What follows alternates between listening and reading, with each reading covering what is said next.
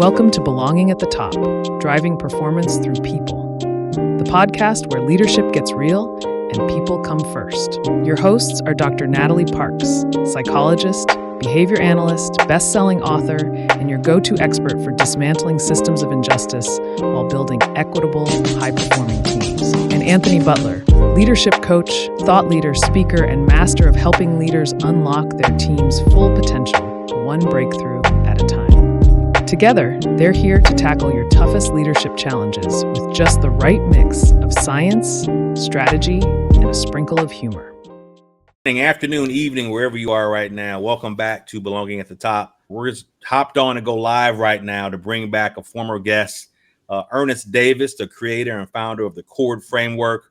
When we first started, first recorded his episode, which is our last episode, he was in the ideation phase of what the CHORD Framework is. The CHORD Framework is a multidisciplinary approach to change leadership. We'll have him explain what that means for real. But since we were able to speak with Ernest last, he's now announced it, dropped a white paper. He's got the full product out, full concept out.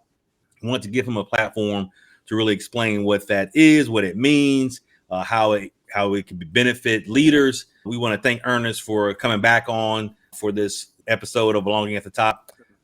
Ernest, how you doing, brother? I'm wonderful. Thank you, Anthony. Thank you, Dr. Parks, for having me again. I am excited to be here that now that the CHORD Framework is out and it is really starting to gain a lot of traction. There's a lot of interest that is out there. And I'm just happy to just share it with you guys and talk about what CHORD means and why I created it and how it can help businesses. Well, you gave the perfect lead in, when you were here talking with us, or we were actually all in person last time, you talked a little bit about CHORD and the framework that you were developing, but let's just start at the beginning. What is CHORD? I know it stands for something. What does it stand for? And maybe how did you come up with this idea? Sure. So first off, CHORD is a change management framework that I created to help organizations build alignment between people, systems, and strategy. And the goal is so change can actually stick. I created this because I spent 20 plus years in enterprise learning, change management, and IT transformation. And I saw a consistent pattern that there were issues in change management. A lot of times I saw top-down approaches to change management. I saw low adoption. I even saw low adoption in the planning for change, for the change. And after doing some research, I mentioned in our first podcast that I found that 70% of all change initiatives fail. And I don't know about you, but you can't be 3 for 10 in anything except for baseball, right? And be good in it. Right. So I 300 batting average is pretty solid. It's very solid. It is very, very solid, but not in businesses. Right. Not in business. So no. I created the CHORD framework, and CHORD actually stands for Change Harmony for Organizational Readiness and Development. And it has several meanings. The first meaning, to break it down a little bit further, is change harmony. I looked at the root causes for change management failure. And I noticed that one of the root causes for the failure is that there's misalignment between those who create the change and those who have to absorb the change. So I created CHORD because in order for a company to operate as one, there needs to be a harmony between all of the departments. We all are familiar with the great quote from the great philosopher in Drumline, one band, one sound, right? So we know that if it takes unity in order to for anything to work. And you can't have a band where the drummer is playing one beat a different way, and the trumpeter is playing another, notes and random things, and everybody just playing their own tune. You can, it'd be called jazz fusion. Well, jazz fusion is cool. However, in the business, everybody needs to work together, right? And we can't, there's no room for silos. There's no room for misalignment. There's no room for low adoption if you are a business and you're trying to stay competitive and you are, facing pressures from your competition, right? So that's the change harmony part. The organizational readiness is an assessment to ensure that before a change is implemented, that the company is ready. And by company, I mean all of the stakeholders, not just the people that are the implementers of the change. It's easy for us to be ready, but we got to ensure that our employees are ready and that our customers are ready for the change.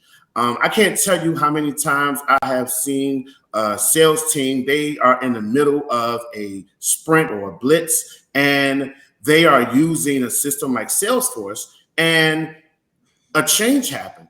And they weren't aware of the change. The change was buried somewhere in the email, and they now have to stop what they're doing, which, we all know that time is money, especially in sales. And they now have to figure out why this change, or what the change is, how they need to adjust to the change, and then continue to go. By that time, the blitz is over and they've lost precious time, right? So that's what the organizational readiness is for, ensuring that all stakeholders are ready for the change. And then development is ensuring that, this is a drive. Well, I believe that change is a driver for competitive advantage, right? When you think about, I like sports, right? So when you think about the off season, or even when you think about in season, the teams are constantly changing. They have to change tactics. They have to see what the opponent's going to do. They also have to get better within themselves by training and lifting weights and doing all these things, right?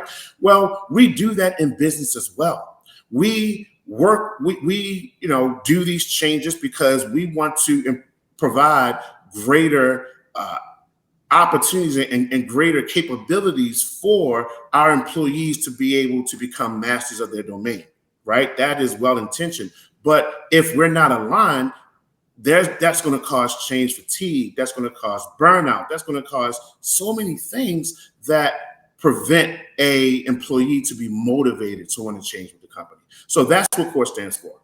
So that's what it stands for. And you illuminated a number of motivators for why you developed it. So how does CHORD address that? How does the framework address those issues? And how is it, in your opinion, something that leaders should really adopt if they want to actually see a high activation, a high adoption of transition or change in their spaces? So how CHORD works is it's built on 4 stages that any organization can use it to, regardless of the size or the type of company. And the stages are really simple. First is ground. Well, ground, we want to understand the system and set a solid foundation to ensure that all the stakeholders are aware and they are ready and they are aligned, right? From there, we go to design, where we co-create. That is becoming a very popular term now, where human-centered design is used to co-create solutions between the stakeholders, right? But what CHORD does is that it takes it beyond just human-centered design.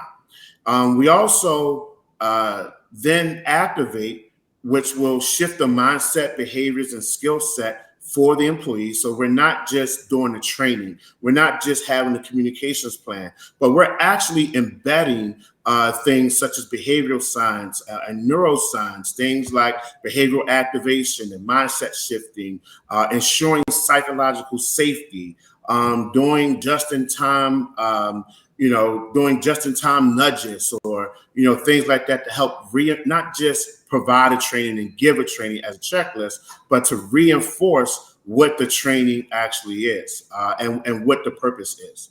And then finally, we sustain the change, right?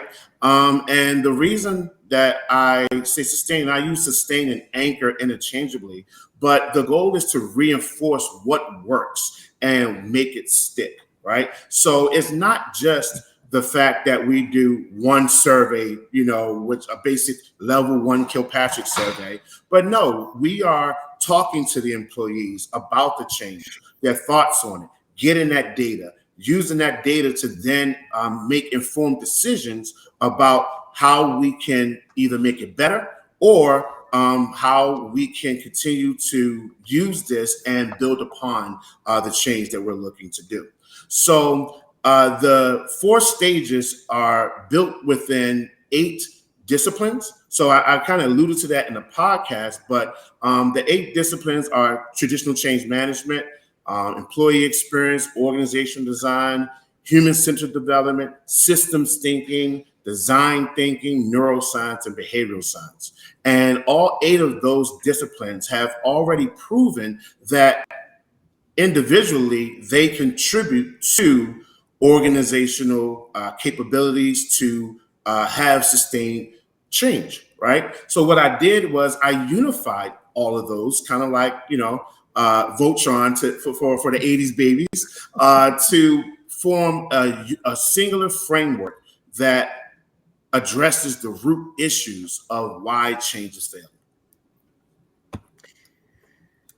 So I think, and I'm thinking about all of the things you say. Of course, as behavior scientists, I get super excited when you are using behavioral theory. Tell us a little bit. You mentioned kind of that you incorporate all of these 8 different theories and ways of approaching kind of change management into one. But you also mentioned kind of that behavioral activation and going beyond just here's your training. What is what is behavior activation for those who don't know? But 2, why is that such a key part of your system and your CHORD? Thank you. Well, that's a good question. So behavioral activation in CHORD means that we are doing things to ensure that the change actually sticks, right? So what I did was I took a behavioral activation plan and customized it within a change management process, right? So here, some of the things that we're doing are 1, making sure that the employee is aware that a change is about to happen. Making the employee feel safe, making the employee feel seen, making the employee feel heard, right? Involving the employee into the actual change because they have knowledge that someone like myself that's just here to implement the change may not have, right? Giving them the space to be able to share and be involved in the process from beginning to end, right? Also ensuring that when we do the training, that we actually, prior to the training, we have champions that can talk about this change and why the change is important and, the benefits and the features of it, right? Because that would help ease the tensions of some of the other employees, right? Or customers for that matter, right? And then finally, just ensuring that when the change actually has been implemented, that there is follow-up beyond just personal satisfaction in the actual changes, in the training, if you will, or the communication. So that way there's constant feedback beyond just one survey. It's nothing formal. It could be informal, just hey, or in your one-on-ones, have it planned. But just doing those things to ensure that the employee feels seen, that they feel heard, that they feel safe to be in a space to contribute and feel a part of the company. And studies have shown when you do that, there is employees are less likely to leave a company, right, which is big. Employees are less likely to be fatigued or because now they feel a part, they feel invested into the change. They also feel more motivated to want to be in the change. That they feel proud to be a part of the company. And all of that goes, aligns with company culture, with employee experience, and with organizational development.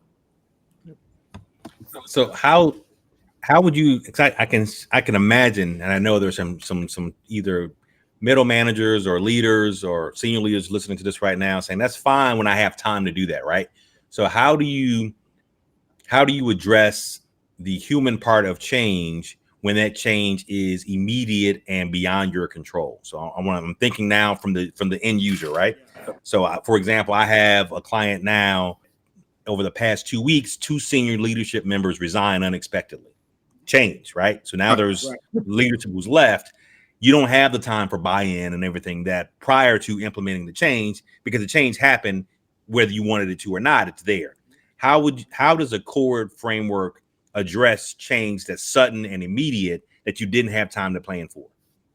Yeah, that's a good question. So the beautiful thing about CHORD is that it is flexible.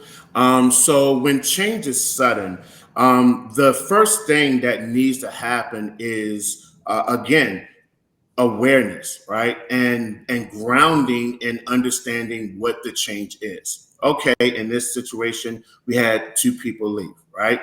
And then not running from it, not hiding from it, but being transparent in your communication, being transparent in the plan, how we're going to move forward, being transparent in having succession planning, and ensuring that the right person is there to fill in either temporarily or permanently, right? Then it's a matter of, if there is any feedback, giving the employees opportunity to speak. Now, if it's just an executive function and it just needs to stay within, the executive leadership, then it's just conversation, transparency, and a path to move forward, right? It's one of those things where CHORD addresses so many different things. And when you have change that's sudden, it's just the one thing that you cannot do is pretend that the change didn't happen, right? I like to say that if you're in a room with a hungry lion, close your eyes is not going to change the outcome. Right? So that's what happens a lot of times in companies, is that they are trying to, brush it under the rug, sweep it under the rug, and not really address it head on. That impacts employee morale, because even though you may be in a closed session, you're only talking to executives, the employees are looking. Especially if you have a public company, your stakeholders are looking, your customers are looking, right? So it's about being a human-centered leader and leading with empathy, leading with understanding, and leading for alignment for everyone. So in event of a sudden disruption, everyone's on the same page. I love the focus on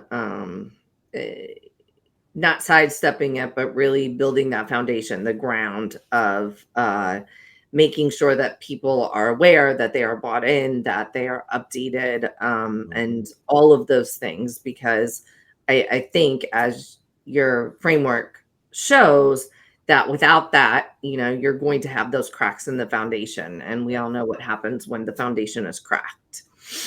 What is something, and as we maybe wrap up here, if you had to say the one thing that makes you stand out from the other change management, change leadership frameworks, what would you say that is? What makes you so different and better?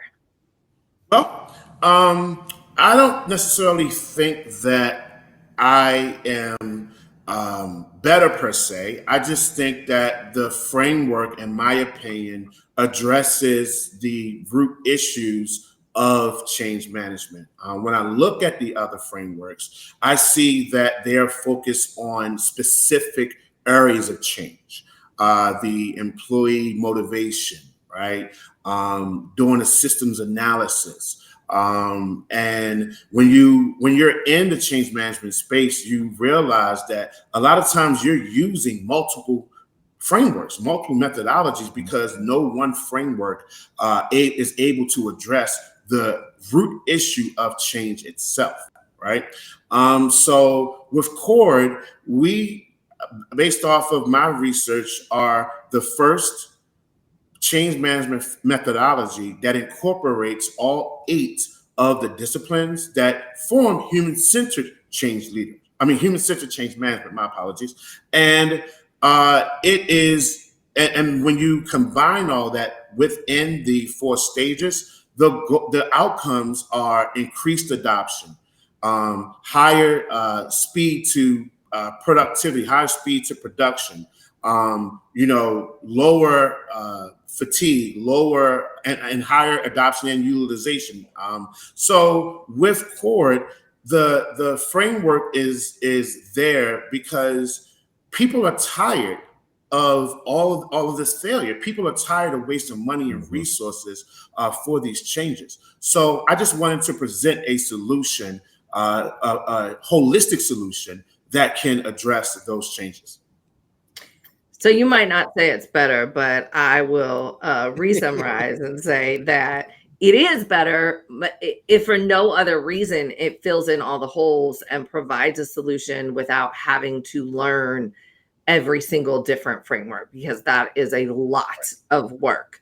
And so I have to say kudos to you. I think it's remarkable that you took the time to become an expert in all of these different theories and then figured out where the holes are and brought them together to make a more holistic, a more complete model that will truly address all of the holes that we have found in other change management.